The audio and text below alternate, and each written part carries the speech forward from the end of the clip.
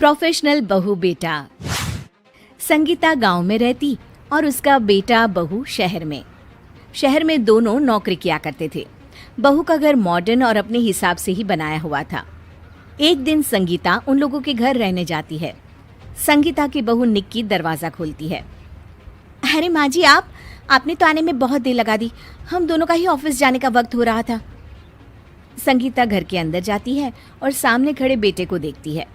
राहुल, तुम मुझे स्टेशन लेने नहीं आए। मैं तुम्हारा इंतजार कर रही थी, इसलिए देर हो गई आने में। तभी निक्की बोल पड़ती है, अरे माँ, ये महानगर है, आपका गांव नहीं। जितने में आपको जाकर लाने जाते उतने में तो हम गांव ही आ जाते। अरे तू तो चुप ही रह, बड़ी आई। माँ हूँ मैं इसकी, और मैंने अपने बेटे को इस लायक तो बनाया ही है कि वो इतना तो अपनी माँ पर खर्च कर ही सके। चल, भूख लगी है मुझे, नहाने जा रही हूँ मैं। वैसे भी बहुत थक गई हूँ।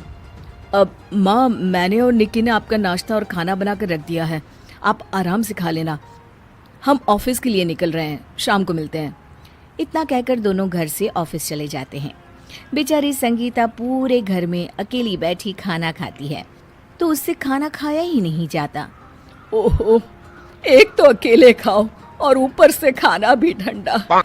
चलो किचन में चलकर खुद ही कुछ बना लेती हूँ। संगीता किचन में जाती है, लेकिन उससे गैस नहीं जलती। हे भगवान, न जाने कौन कौन से नए तरीके के चूल्हे आ गए हैं, न जलाए जाते हैं न समझ में आते हैं। ठंडा ही खा लेती हूँ। संगीता मन मारकर किसी तरह खाना खा लेती है और इसी तरह दिन ब दिन बीतते जाते हैं। एक दिन संगीता कहती है, बेटा, मैं घर में बोर हो जाती हूँ, कहीं घुमाने ले चलो ना। यहाँ तो कोई किसी से बात नहीं करता। देखिए माँ, यहाँ अगल बगल किसी से बात भी मत करना, क्या पता कौन कैसा हो। अरे बेटा, बाहर नहीं निकलूंगी तो जान पहचान कैसे होगी? अकेली क्या मैं दीवार से बात करूं? माँ, अब आपको हमारे घर में ही रहना है तो ऐसे ही रहने की आदत डाल लेनी चाहिए। यहाँ सब घर के अंदर ही रहते हैं। संगीता बेचारी गांव में खुले घर आंगन में रहने वाली अब शहर के छोटे से घर में फंस जाती है। न कोई बात करने वाला, न बोलने वाला, खाना भी ठंडा और अकेले खाना पड़ता। एक दिन संगीता घर से बाहर जाती है तो उसे पड़ोस की एक महिला मिलती है। वो उससे बात करती है और दोनों दोस्त हो जाते हैं। एक दिन संगीता उस औरत के साथ घर में बैठी होती है कि तभी निक्की आ जाती है।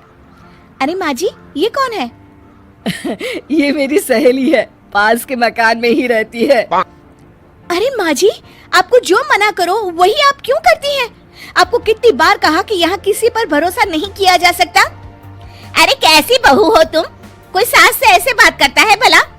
अरे वो तो छोड़ो, मेरे चले जाने का तो इंतजार कर लेती, मेरे सामने ही मेरी बुराई कर रही हो। अरे चलिए चलिए, ये मेरी सास तो गांव की है, इन्हें क्या पता कि शहर में लोग कितने चालाक होते हैं।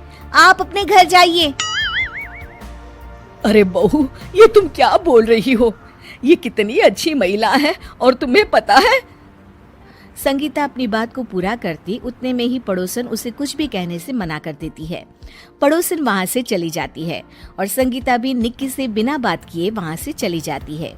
एक दिन सुबह निक्की अपने पति से कहती है, मेरी तबीयत ठीक नहीं है आज, मैं ऑफिस नहीं जाऊंगी, आप चले जाइए। राहुल ऑफिस चला जाता है। अचानक शाम को निक्की की तबीयत ज्यादा खराब हो जाती है और वो बेहोश हो जाती है। निक्की को जब होश आता है तो पूरा परिवार उसके सामने खड़ा होता है और साथ ही वो पड़ोसन भी जिसे निक्की ने घर से निकाला था। अरे मुझे क्या हुआ था? तुम्हें अटैक आ गया था निक्की। ये तो अच्छा है कि वक्त रहते माँ ने पड़ोस की डॉक्टर आंटी को बुला लिया, वरना बहुत बुरा भी हो सकता था। शुक्रिया आंटी।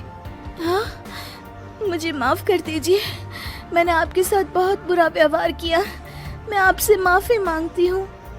देखो बेटा, अच्छे और बुरे लोग हर जगह होते हैं, इसमें शहर और गांव नहीं देखा जाता। और तुम्हारी सास भले ही गांव की महिला है, लेकिन इनकी समझदारी कई शहरी औरतों से भी अधिक है। निक्की उनकी बात सुनकर शर्मिंदा होती है और अपने किए की एक बार फिर से माफी मांगती है।